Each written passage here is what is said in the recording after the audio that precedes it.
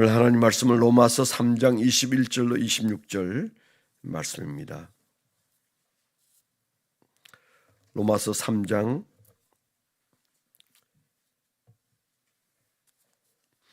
21절 20절부터 읽으면 더 좋겠습니다. 20절부터 26절까지 합독합니다. 시작. 그러므로 율법의 행위로 그의 앞에 의롭다 하심을 얻을 육체가 없나니 율법으로는 죄를 깨달음이니라. 이제는 율법 외에 하나님의 한 의가 나타났으니 율법과 선지자들에게 증거를 받은 것이라. 곧 예수 그리스도를 믿음으로 말미암아 모든 믿는 자에게 미치는 하나님의 의인이 차별이 없느니라. 모든 사람이 죄를 범하였음에 하나님의 영광에 이르지 못하더니 그리스도 예수 안에 있는 속량으로 말미암아 하나님의 은혜로 값없이 의롭다 하심을 얻은 자 되었느니라. 이 예수를 하나님이 그의 피로 믿음으로 말미암는 화목제물로 세우셨으니 이는 하나님께서 길이 참으시는 중에 전에 지은 죄를 간구하심으로 자기의 의로우심을 나타내려 하심이니 곧 이때에 자기의 의로우심을 나타내사 자기도 의로우시며 또한 예수 믿는 자를 의롭다 하려 하심이라. 아멘. 오늘 말씀 묵상하고 적용 제목을 정해봤습니다. 이 세상 최고의 반전 드라마는 예수가 나를 절망에서 건지시는 희소식이며 그가 대신 죽으신 은혜의 사건이다. 다시 한번 말하면 이 세상 최고의 반전 드라마는 예수가 나를 절망에서 건지시는 희소식이며 그가 대신 죽으신 은혜의 사건이다. 오늘 말씀 우리가 외우는 23절의 말씀 또 20절의 말씀 아주 의미 있는 대단한 말씀인데요. 전체적으로 볼 때 여기에 절망이 나오고 또 희소식이 나오고 또 우리 거기에 감격이 나오게 되어 있는 얘기죠. 20절은 절망입니다. 20절에 뭐라고 그랬습니까?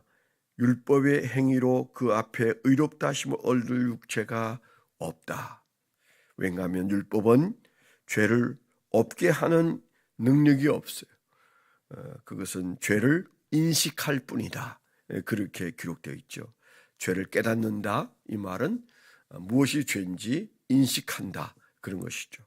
가난한 아이는 그냥 뭐가 죄인지 잘 모르죠.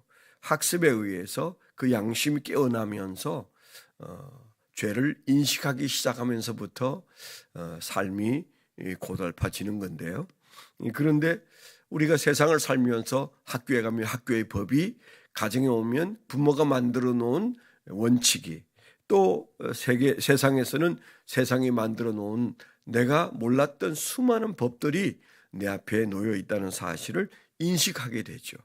그런데 그것을 인식하는 것으로 죄를 이길 수는 없는 것이죠. 우리는 인식할 만큼 괴로워지는 것이죠. 그것을 우리가 감당해내면 다행인데 그것을 감당해내지 못하면 굉장히 우리 안에서 그 인식 때문에 괴로워지는 것이죠. 그런데 21절부터 반전이 시작이 됩니다.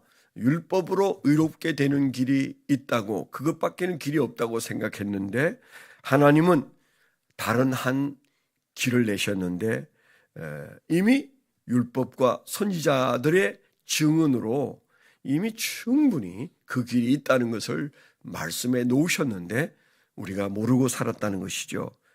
바로 22절에는 그것이 예수 그리스도를 믿음으로 말미암는 의, 예수로 말미암는 의, 예수를 통하여 우리에게 일어나는 의가 우리에게 있는데 이것은 인종의 차별이나 노소의 차별이나 빈부의 차별이 그 안에는 없다. 우리는 그냥 그렇게 봤지만은 유대인들과 함께 살았던 이방인이나 또 유대인들은 굉장히 충격을 받을, 이 차별에 대한 충격이 크죠. 요즘 이제 동성애에 대해서 차별금지법이 나오는데 우리가 가지고 있는 성경적 상식으로는 절대 있을 수 없는 얘기죠. 그런데 그들은 그 경계를 무너뜨립니다. 마귀는 우리의 양심의 경계를 무너뜨리고 의의 경계를 무너뜨리면 이 차이가 뭔지 몰라요. 그러나 하나님께서 만드신 이 새로운 의에 대해서는 유대인과 비유대인의 차별을 두지 않겠다, 그렇게 말씀하신 것이죠. 그래서 23절에 우리가 외우는 모든 사람이 죄를 범하여 쓰임 하나님의 영광에 이르지 못하더니 그리스도 예수 안에 있는 속량으로 말미암아 하나님의 은혜로 값없이 의롭다 하심을 얻은 자 되었다, 그렇게 선언합니다.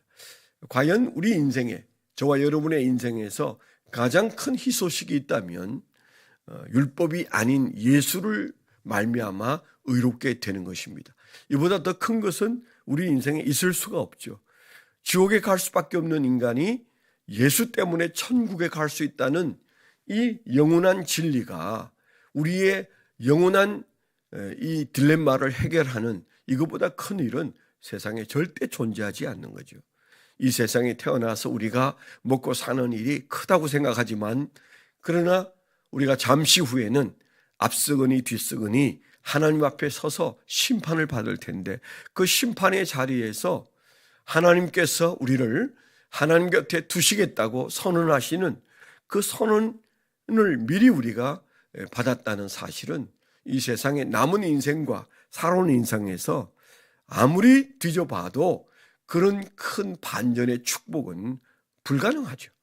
그래서 우리는 이것을 복음이다, 그렇게 말하는데, 이 복음이 우리 안에서 항상 나를 일깨워서 행복하게 만들어야 되는데 그렇지 못할 때가 많이 있습니다. 그래서 우리는 영적으로 계속 자극을 받아야 돼. 저는 신앙이라는 게 뭐냐? 신앙은 영적인 자극을 계속 받는 데 있다, 그런 생각이 들어요. 새벽마다 여기에 와서 우리가 모여서 예배를 드리는 이유 중에 가장 큰 이유는 하나님 앞에서 우리가 가장 본질적이고 그리고 근본적인 자세로 돌아가는 자극이죠. 예배는 내 개인에게는 자극이다, 이렇게 말해도 틀리지 않을 거예요. 하나님 앞에 예배 드리면서 내가 왜 여기에서 예배를 드리고 있는지를 회상하게 만드는 자극제예요. 그 자극제가 우리 앞에 날마다 우리를 자신의 삶의 본래의 모습으로 돌아가게 만드는 거죠.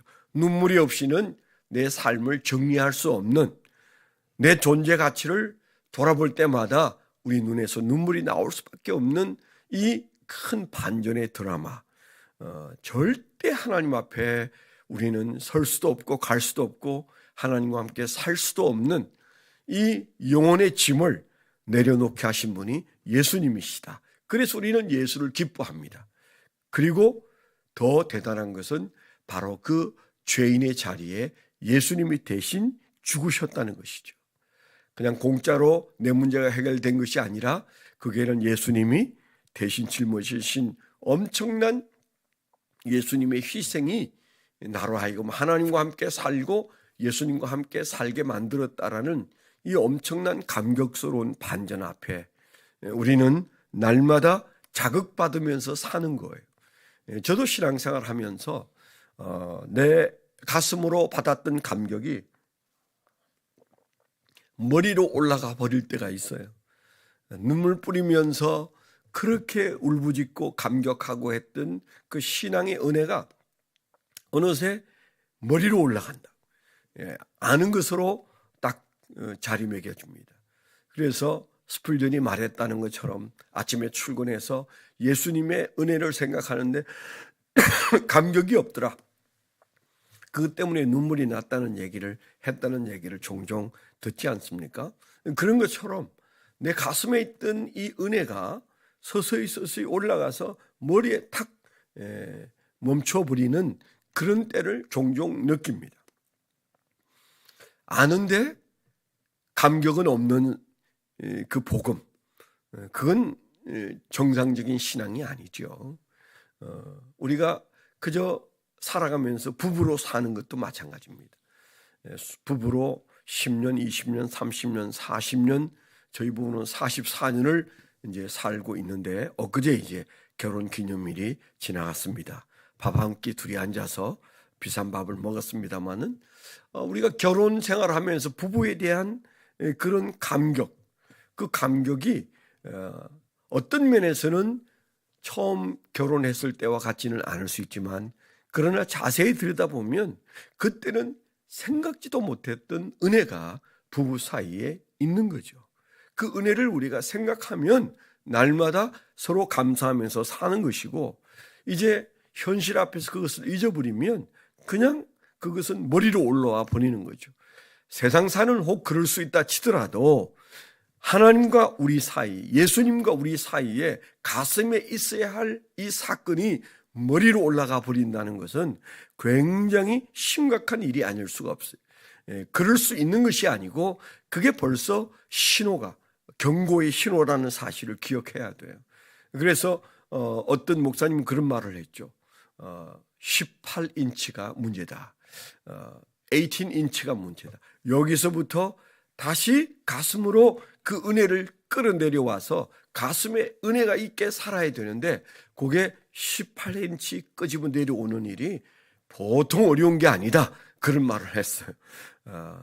어떻게 보면 참 가슴 아픈 얘기잖아요.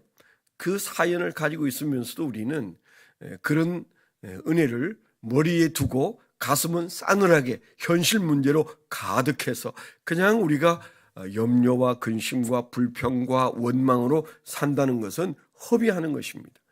제가 군대에서 읽었던 미국의 어떤 전쟁 비사를 읽은 두툼한 책이 있는데 거기에 보면 미국의 그 전쟁 때 있었던 얘기들이 많이 나와요. 제가 한번 얘기한 것 같습니다. 어느 날 주정뱅이 하사가 부대 안에서 전쟁 때, 남북 전쟁 때인데 하사가 술을 먹고 그냥 소위 말하는 꼭지가 돌아서 총기를 난사하고 그래서 아주 부대를 엉망진창 만들었어요. 군법회의 회부됐는데 사형이었습니다. 그런데 사형 집행하는 날 그는 오히려 관중석에 앉아 있고 그리고 그를 대신해서 그 부대 같은 부대의 상병 하나가 그 나무에 매달리고 눈을 가리고 늠름하게 서 있습니다. 이유인즉슨 고아였던 이 상병을 이 하사가 많이 거두어 줬나 봐요. 그런데 딸이 하나 있고 아내가 있는 이 하사가 죽는다는 사실에 그가 탄원서를 냈어요. 내가 대신 죽겠습니다. 그리고 그를 살려주십시오. 내가 죽으면 내 혼자 죽지만 그리고 저 하사가 죽으면 3명이 죽는 것입니다. 근데 그 탄원서가 계속 올라가서 부대 사령관에게 마음을 움직여서 이건 이 전쟁터에서 군인들에게 사기가 될 수 있다. 그런 마음이 들어서 멤버를 교체하듯 죽을 사람을 교체했다는 겁니다. 하염없이 눈물을 흘리면서 그날 아침에 끌려가다가 자기는 관중석에 앉고 그리고 엉뚱한 자기 부하가 거기에 매달려서 죽는 장면을 보고 있는 그 하사가 끝없이 눈물을 흘리고 그 상병의 시신을 자기에게 달라고 부탁해서 자기 집 앞마당에 묻고 그 마당을 잔디밭으로 만들고 아침에 출근할 때마다 그 앞에 서서 묵념하고 저녁에 돌아올 때마다 그 앞에 서서 묵념하고 그러면서 자기 인생을 대신한 그 상병을 기렸다는 얘기를 제가 읽은 적이 있습니다. 한 인생이 자기 부하가 자기를 대신해서 죽었다는 사실 때문에 인생이 온통 바뀌었어. 아침 저녁으로 그는 그 앞에 서서 눈물을 흘립니다. 오늘 우리가 그렇게 살아야 마땅한데 이 은혜가 머리 위로 올라가는 것은 지금 우리가 그 은혜 가운데 살지 못할 위험이 있는 거죠. 저와 여러분의 마음속에 이것은 그래도 되는 것이 아니다. 우리가 하도 많이 생각하다 보니까 가슴에 있는 은혜가 머리 위로 올라가는 것 그럴 수도 있다. 우리가 이렇게 생각하는 것 자체를 거부해야 됩니다. 왜냐하면 이것은 너무 큰 사건이고 내게 오늘 숨쉬게 하는 바로 그 은혜가 예수 그리스도가 대신 죽은 은혜요. 하나님이 나를 의롭게 하신 은혜인데 이건 우리가 그냥 머리로 생각하고 끝내도 되는 것이 아니다. 그건 인간이 아니다. 내가 정말 참 신앙인이고 제대로 은혜를 아는 인간이라면 예수 그리스도의 사랑은 하나님의 사랑은 가슴에 있어야 한다. 이 마음을 우리가 지니고 살아야 된다고 생각합니다. 오늘도 가슴에 뜨거운 눈물이 있는 그런 신앙으로 살게 해달라고 기도하시고 오늘도 승리하게 되시기를 축원합니다. 오늘 기도 제목은 올리브 블레싱 마지막 기도 제목입니다. 박세현, 김현정 그리고 그 딸 상아. 우리가 일주일 내내 그 가정을 위해서 기도한다는 것이 얼마나 큰 은혜인지 몰라요. 문득 그런 생각이 들었어요. 내가 그분들과 함께 알게 된 이후에 그분들을 위해서 기도한 모든 기도를 다 모아도 이번 한 주간 동안 그 가정을 위해서 기도한 만큼은 안 됐겠는데, 새벽에 나오는 여러분들과 또 TV를 통해서 보시는 여러분들이 마음속에 이 가정을 품으면 이 가정을 정말 사랑하게 될 줄 믿습니다. 박세현, 김현정, 상아를 위해서 기도해 주시길 바라고요.